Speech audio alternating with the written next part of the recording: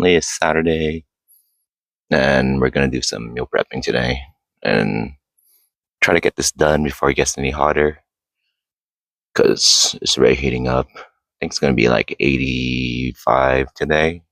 It's probably around 80 already. So yeah, let's get to it real quick. So we already went to Aldi's, got 4 pounds of ground beef, got some bread, got some spinach, peanut butter, and super excited to make some more peanut butter and jelly sandwich using the croissant bread slash toast that I got last week. That thing was delicious, man. So super excited to eat some of that.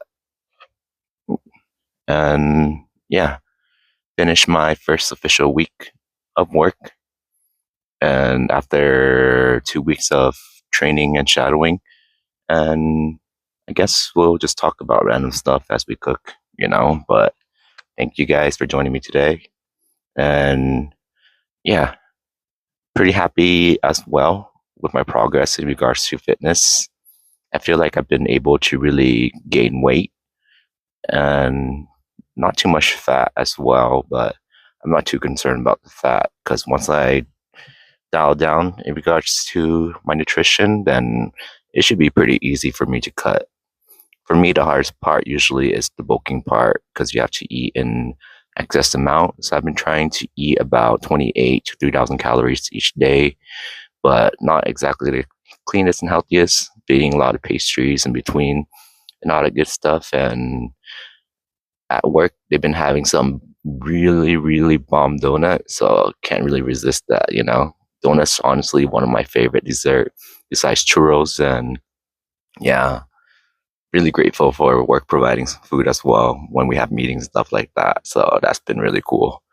Anyways, I guess I'll show you guys my grocery haul real quick, and then we'll just get right into it. All right. So, like we mentioned before, 4 pounds of ground beef. 1, 2, 3, and 4. And last week we tried cooking. About 5 pounds, and I felt like that's a little bit too much for an Instapot to handle. And also, this time we're probably going to add the pasta sauce at the bottom. So hopefully it's able to cook in high pressure mode without it burning at the bottom. Because that's what happened last week and ended up taking a bit longer than expected to cook the meal. So let's see if we can come with a solution for that by doing 4 pounds and adding the liquid to the bottom this time. Um,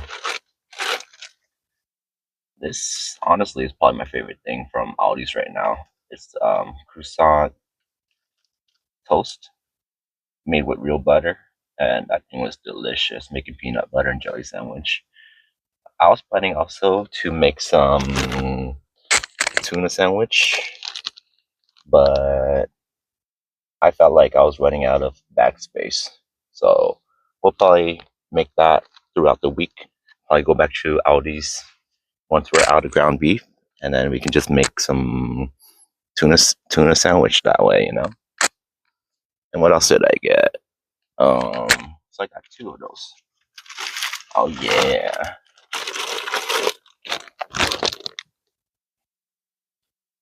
And the thing about me was that I was actually planning to get some cheaper bread and only treat myself to 1 bag of croissant toast. But I thought to myself that why do I have to be so cheap and frugal in regards to that when I'm just eating good whole food? And lately, when I've been going out and eating dinner, I've been spending about like 35 to 40 bucks, which is nothing compared to these ingredients. So really had to tell myself to stop cheaping out and just get good quality ingredients. So grateful I did that. Try and really change and rewire how I think about groceries instead of just always cheaping out. And then what else do we get? And then also got some Greek yogurt. And the plan with that is to make some overnight oats with it adding some Greek yogurt.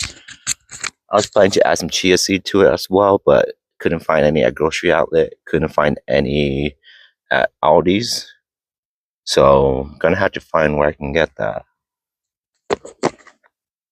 And then got some peanut butter as well. 2 bags of spinach.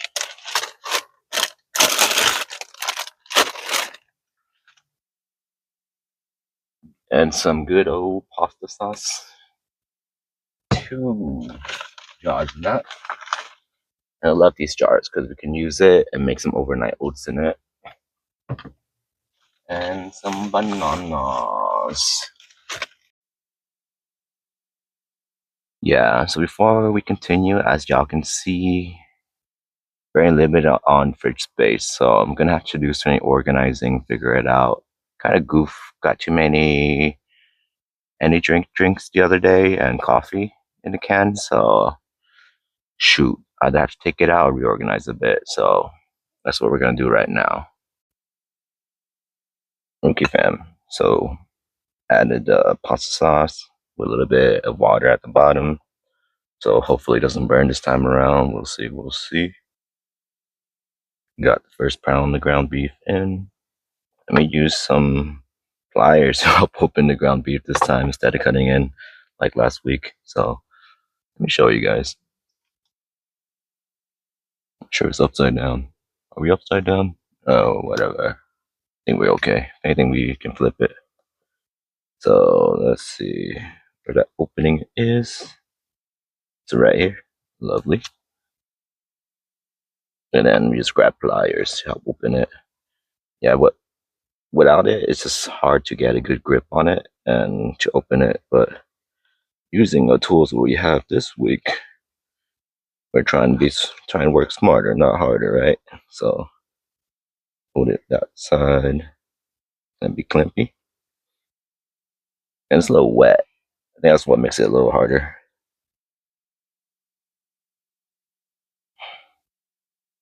I'm not the best at multitasking, so let's try. Oh, it's coming off. Lovely. Slowly but surely.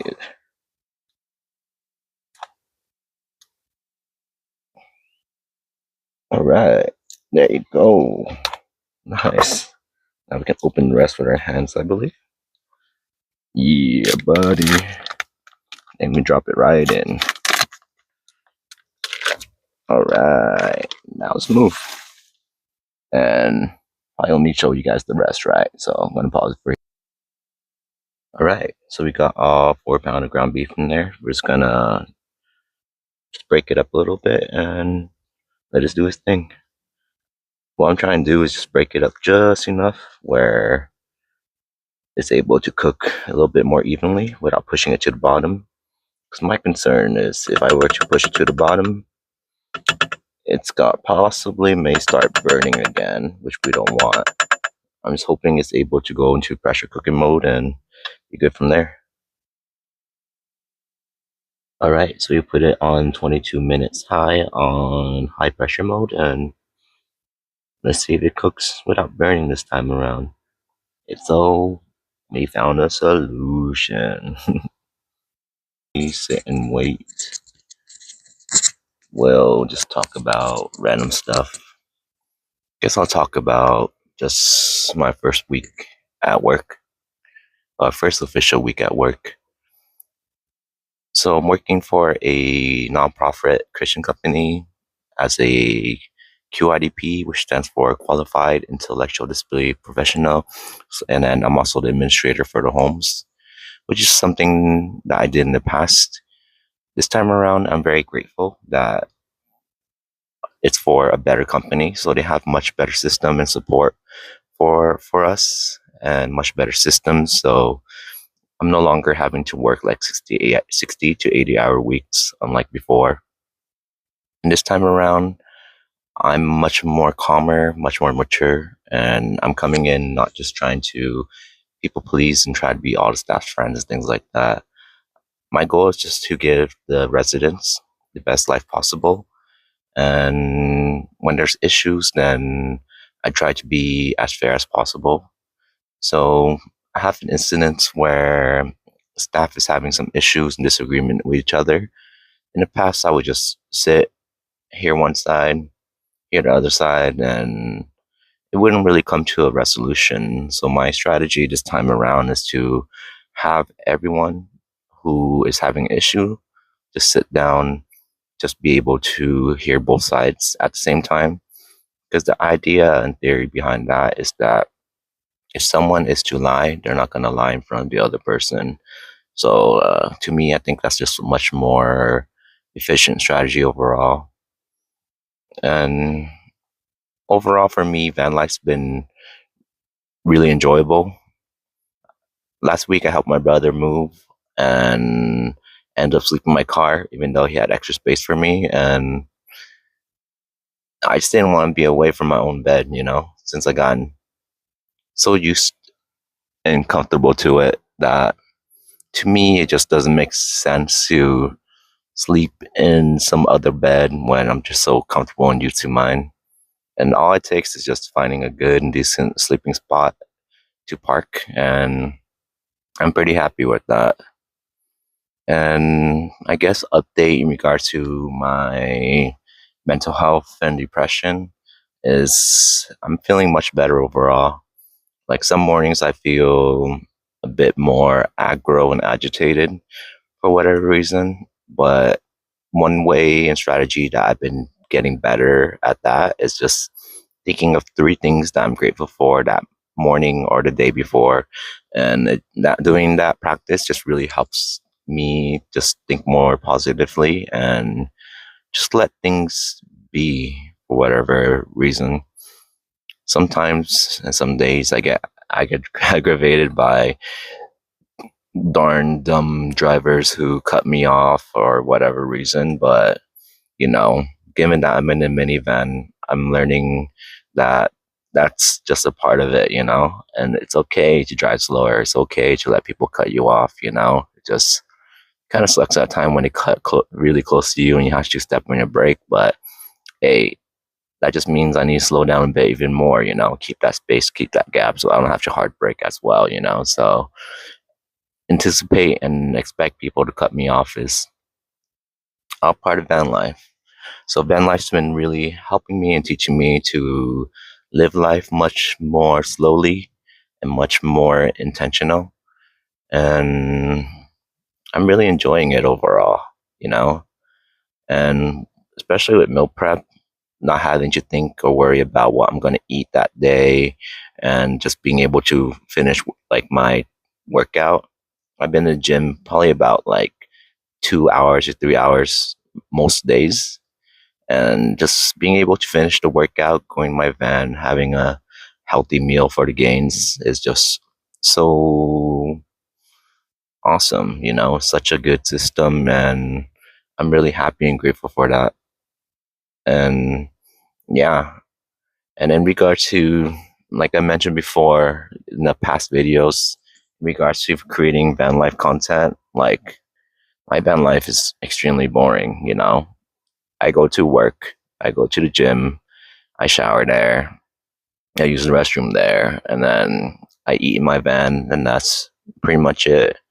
And in regards to the things I eat, it's pretty much the same regular stuff: ground beef, banana, spinach, and now this week I'm adding overnight oats, adding some more protein powder as well, and I think adding Greek yogurt for the protein as well. So we'll see how that goes.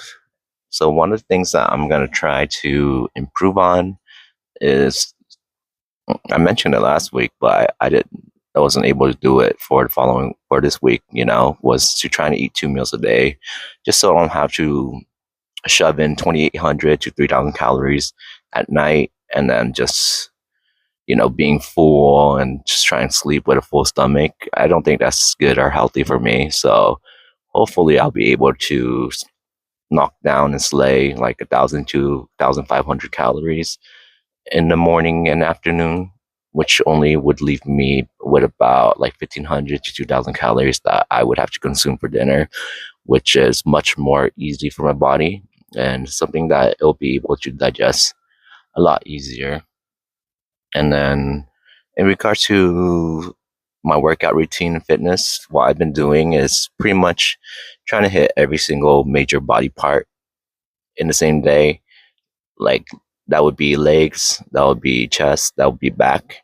So I try and do that pretty much every single day. And my bread and butter for chest and back is push up for chest. For back, it would be pull ups, and I would switch different grips depending on how fatigued I am that day. And then for legs, usually I do leg extension, leg curls, and that's pretty much it so far. I don't really like deadlifting as much or squatting unless it's the machine one because I don't think I have the best form for that. But in regards to my leg development, I feel like just with leg curl and leg extension and using machine leg press, I believe that should probably be enough. And hopefully I can start doing hikes again because those are definitely good for the leg gains as well, you know? That's pretty much it in regards to fitness. And not sure what else to talk about right now, but so far looks like it's cooking pretty well. It's not burning yet, so hopefully he's able to go into pressure cook mode and just do his thing from there.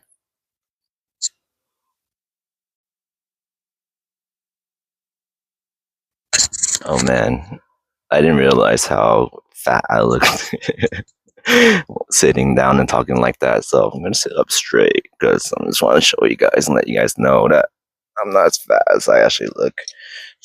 So one thing I've been doing differently as well is I actually been training core much more intentionally as well.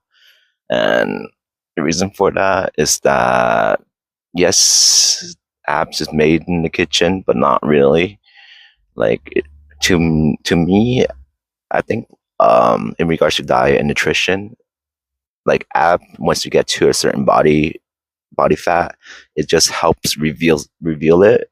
But if you're not training it or developing your core directly, then it's not going to show, which is something that I personally struggle with in the past, I would say, would be that I had kind of flat abs even once I get really down and lean.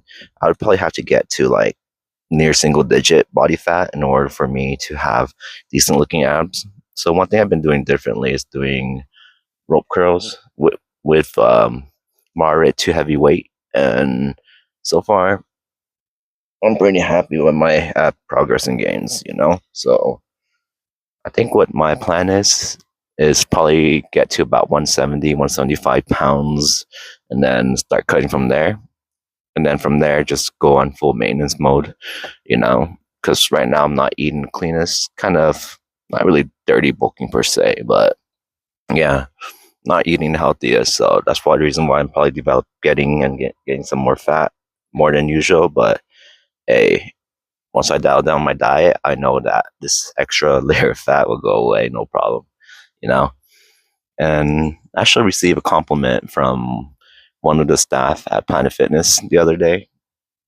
He was just talking and mentioning how like I literally have his like dream body kind of thing, and I felt really good getting that compliment. And then it just makes me think back in regards to myself, how to me, like currently where I'm at, like I'm not really happy. I'm not at my goal yet, and that's just essentially like me body shaming myself when this is where a lot of people would be happy with. Like if you ask like the 18-year-old Matt, it's like are you happy with your body currently? Like he would be like, dang bro, you're freaking jacked. Like you're way above and beyond. But for me, I'm just trying to keep chasing this ideal look, and instead of just being happy and proud of where I'm just body shaming myself, which isn't really healthy or good for myself, you know? So for all the bros and sis out there, like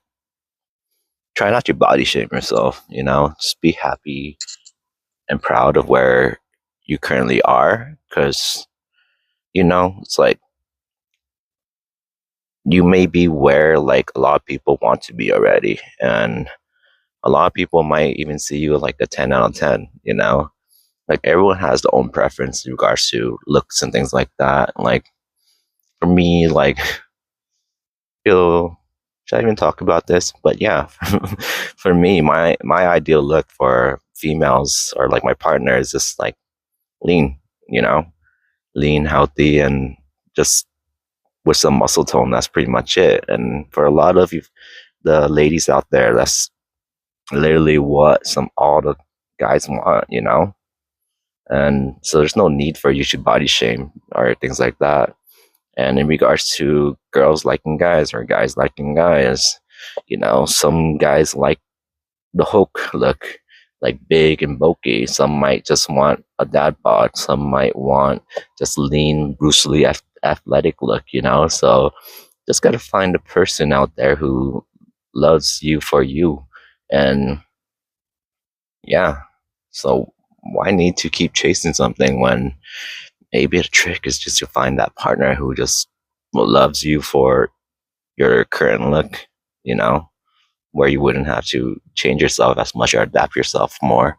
But all that doesn't really matter because to me, like, I just wanted to get to a certain point, to a certain look, which is 165 lean, which has always been a goal of mine. And that is purely for myself. So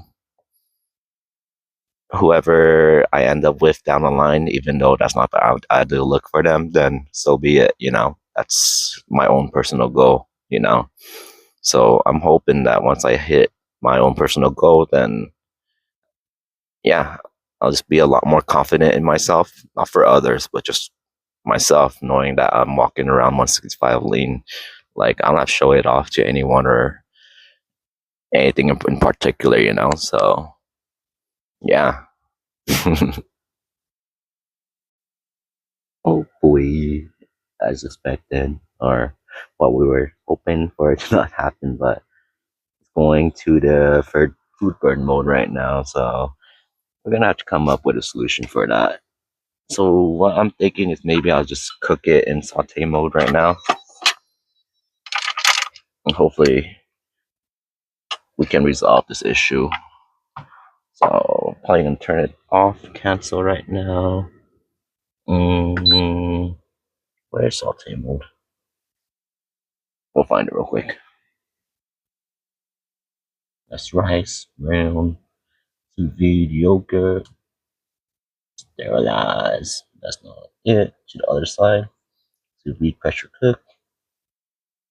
Alright, there you go. Saute. Really at the bottom. Let's press start, and then we're just gonna cook and mix it, you know. So yeah, so I can definitely feel it. They're sticking to the bottom, you know. So I think we might just cook it on saute mode today and just finish it off that way. So probably won't cook it on pressure cook mode because it's probably gonna keep sticking to the bottom for whatever reason. So I guess moving forward,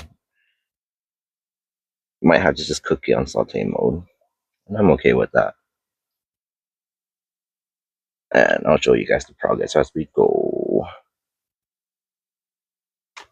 Yeah. So most likely we're gonna have to finish cooking on this and just keep mixing it so it cooks evenly once in a while. Just mixing it. And I'm gonna ask my good old friend ChatGPT, hey, I have 4 pounds of ground beef in an Instapot with about 2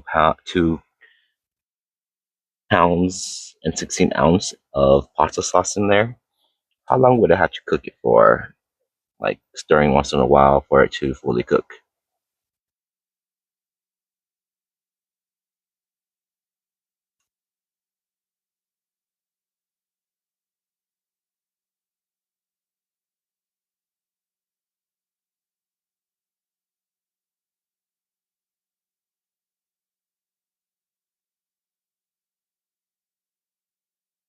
And let's have it read to us.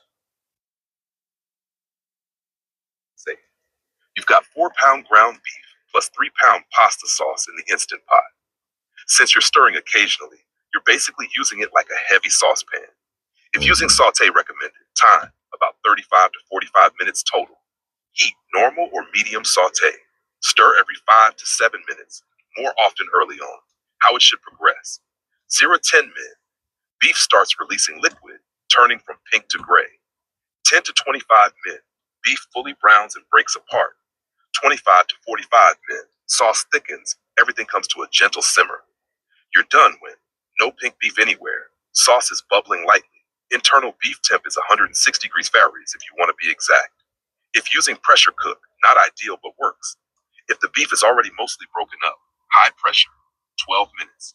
Natural release, 10 minutes.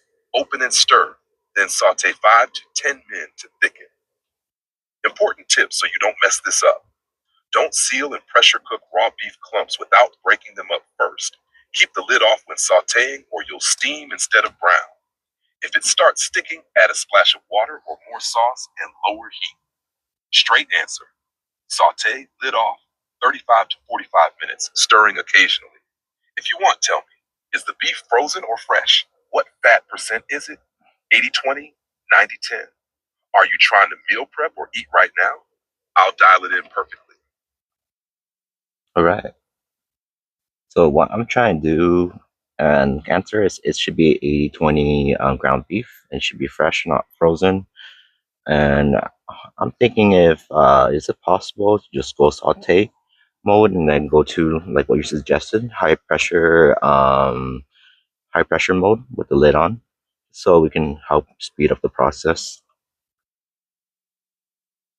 So I'm just gonna wait for it to generate its information and content, and then we'll have it read it out to us. You know, I use AI pretty much for everything these days. It's just basically how I like to explain it to an average Joe or average Jane is that it's just essentially a Google but on steroids. So we're gonna have it read it to us. Yes, that plan works. And with 80-20 fresh beef, it's actually a smart way to speed things up if you do it in the right order. Here's the clean, safe sequence so you don't end up with greasy clumps or half-cooked beef. Hash fast plus safe method, best combo. Saute first. Saute. Normal time, 10 to 15 minutes. What you're doing here, break the beef up completely. Cook until mostly brown. Light pink is okay. Let the fat render out into the sauce. Stir every 2 to 3 minutes early on. Scrape the bottom so nothing sticks. Do not skip this step. Pressure cooking raw ground beef was rubbery meatballs. Hash, pressure cook to finish mode, high pressure. Time 8-10 minutes. Release 10 min natural, then vent. Why this works. Beef finishes cooking evenly. Sauce fully penetrates the meat. Huge batch heats through fast and safely. With 80-20, the fat stays emulsified in the sauce instead of floating on top. Final saute, optional but recommended. Mode, saute, low time, 5 to 10 minutes. Thicken sauce, lets you skim fat if needed. Final taste adjust, salt, pepper, garlic, herbs. Total time breakdown. Saute, 10 to 15 min. Pressure, 8 to 10 min plus release. Finish saute, 5 to 10 min, 30 minutes total instead of 45 plus. Key rules, don't skip. Beef must be broken up before sealing. Liquid level is fine. You have plenty of sauce. Scrape bottom before sealing to avoid burn notice. If it looks soupy after pressure cooking, that's normal. Saute fixes it. Straight verdict. Yes, saute pressure cook is ill for this batch. Fast, fully cooked, and meal prep friendly. If this is for meal prep, I can also tell you how much fat to drain or not, how long it keeps in the fridge, best way to portion and freeze. Just say the word. Yeah, this is for meal prep, and I plan to just keep everything because the fat is should be clean because this should be organic grass-fed beef. And basically, do I know that I can get into pressure cooker mode essentially if it stops sticking to the bottom, you would say?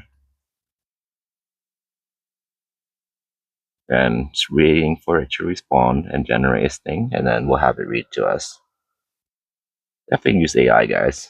Like, it's a very useful tool, especially with for me, the reading function. I find that really useful and helpful because for me, just like reading out loud, I mean, like the speech function. Because for me, just like reading text, like, you know, I struggle with that, but when I listen, much better. Good instincts. For meal prep with organic grass-fed 80/20, keeping the fat is totally reasonable.